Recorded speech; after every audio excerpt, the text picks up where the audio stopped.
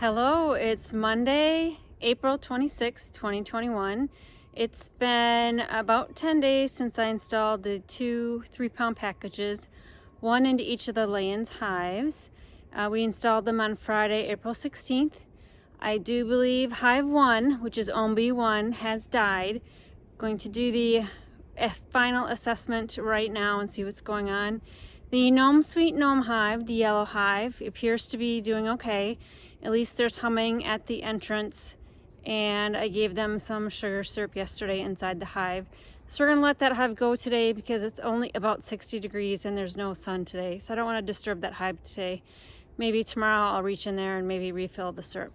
So let's proceed to opening up the OMB1 hive and seeing what's going on or what went on in there in the short time that the bees were hived. I'm gonna walk over and show you the bees that I took out already.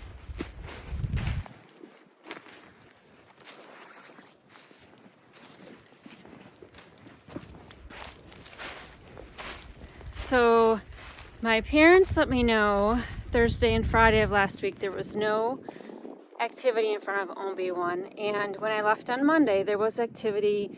The queen had been released. We had pollen pants going in, so something happened between Monday when I left and then Thursday when they noticed there was no activity at the entrance.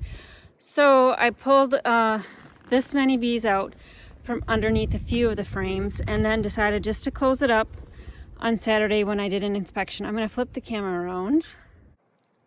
So I removed about a half a package's worth of bees on my first inspection 2 days ago and decided just to close the hive up, and I would wait till it was a warmer day to do a full assessment.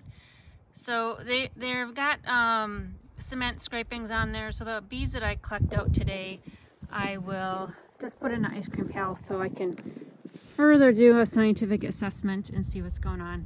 So here are my two hives. Thought I'd just do a walk around. Since again it's cold, I just have the one entrance on the left open. This one's the Sweet Gnome hive. We got some handles on the side with this metal chain to help the wind not catch the lid when the lid's open. 4 ventilation holes way at the top on either side on both of the hives. And then we ratchet strapped everything down. It's kind of a windy, hilly location.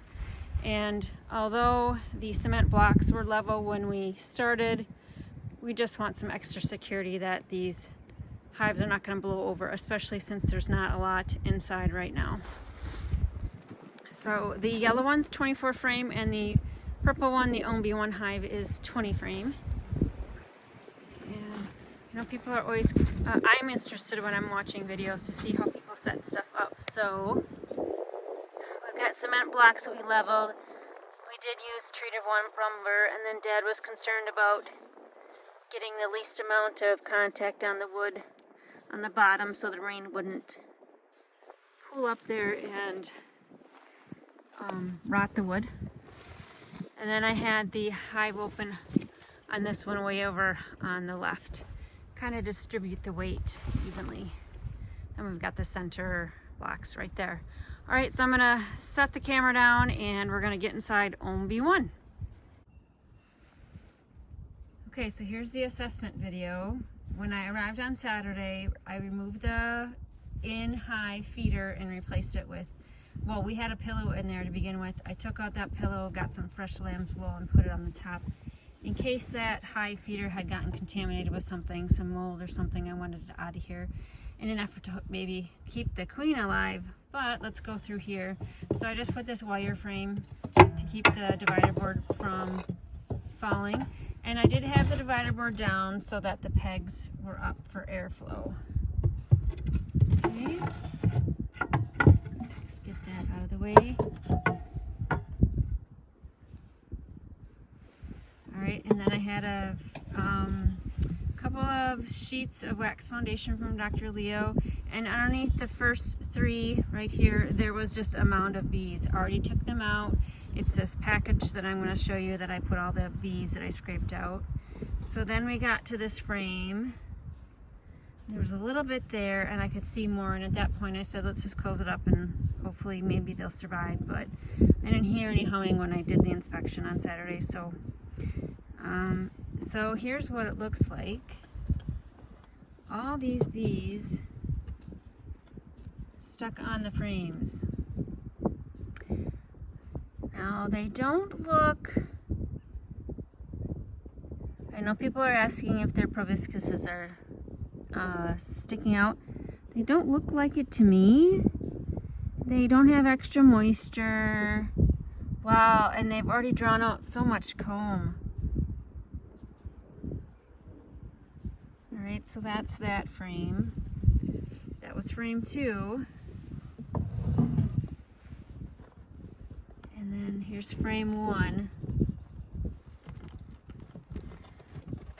Same thing.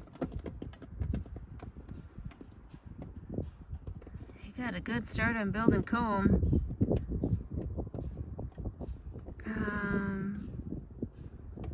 But on this one, looks like there's a lot of heads in the cells. Or yeah, you can see butts.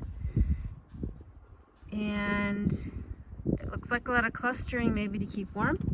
Hopefully I'll get a lot of comments back, and people who are more experienced than I am can tell me what this looks like. I'm gonna bring this up as close as I can and try to stop moving so you can kind of see that. And let me pick one up. I don't want to break my wax here.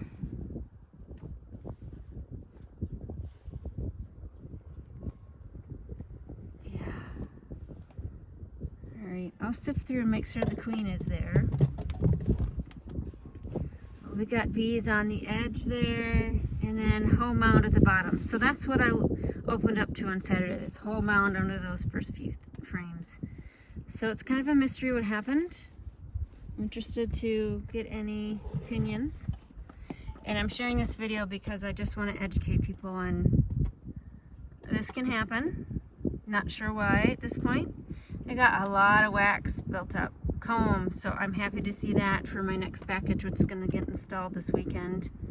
I found a supplier in the cities, Nature's Nectars, that's getting another shipment in because I guess there's a lot of people that need bees. All right, so this is part of the autopsy report, I guess. Let me take the camera down. Bees are on the side of the wood there, just mounted to the depth of the frame at the bottom.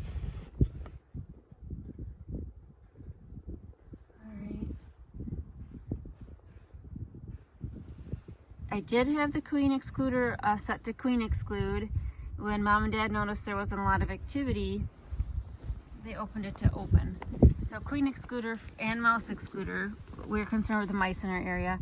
This is the queen excluder, mouse excluder. So the worker bees, the foragers, can get through these slots, but the drones, I'm not sure if they can or not. But for the first few days, I wanted to make sure that the queen didn't leave on us, so we set it to that. And yeah, let me open this one up here. See, there's not a lot. These 2 entrance holes were shut the whole time. I'm not sure if my parents cleaned these out or not. There's not a lot in there. All right, so I'm hopeful we got a new bee package coming, and we'll just go from there. I found the queen between the insulated wall right here. This wall is filled with sheep's wool, and frame 1. So she's right at the top. Let me turn this way. She's right at the top in what I think was probably the warmest part of the hive. Pull it out. She had a few more bees around her. I pulled this out once and moved it around a little bit. But she's right. Can you see her? You should get a stick. She's right there. Alright, I'm getting some video to show people what this looks like. They did a really good job in building comb out. They had plenty of sugar syrup, 1 to 1 to 1, water, honey, and sugar. Honey was from my beekeeping class from last year at the Farley Center in Verona, Wisconsin. And both hives got that same sugar syrup. So that couldn't be the issue. Although this hive got the in-hive feeder with those paint stick floats. 2 of those paint sticks had writing on them. I think I'll insert some photos and show you. And those 2 had some grayish looking matter, so I don't know if it's mold or not. On review, the bees had filled those holes with their own beeswax. So I showed you my assessment of the OMB1 beehive as I went in and tried to figure out what went terribly wrong within a few days of installing the package. I am hopeful though. I am happy that I'm able to have some hives on some countryside land and that I have the resources to do this. A lot of people don't have the privilege of enjoying a hobby like this. Never know where my hobby might lead. So I am happy to be sharing this journey with you, and I look forward to doing more videos with you. I'll do a second install video into this hive when I get the bees this weekend, so be watching for that as well. And I think that's it for now. We've got to do a little bit of cleanup. I'll try to pick those bees out of that comb so my new packaged bees do not have to do all that work for them. They've got some comb already built, so they're a little bit ahead and they don't have to deal with this cold that we're having up here. Although this is a normal temperature, it's just hard to get a new beehive going because there are no resources in the hive other than what I can provide with that sugar and honey and syrup water. So that's it for now. Again, we're leaving on a positive note. I do have the Gnome Sweet Gnome hive going. So that one's going to be a little further ahead than my own bee one. It's going to be a race to see who gets the most honey stores in the fall. All right, we'll buzz with you later. Bye.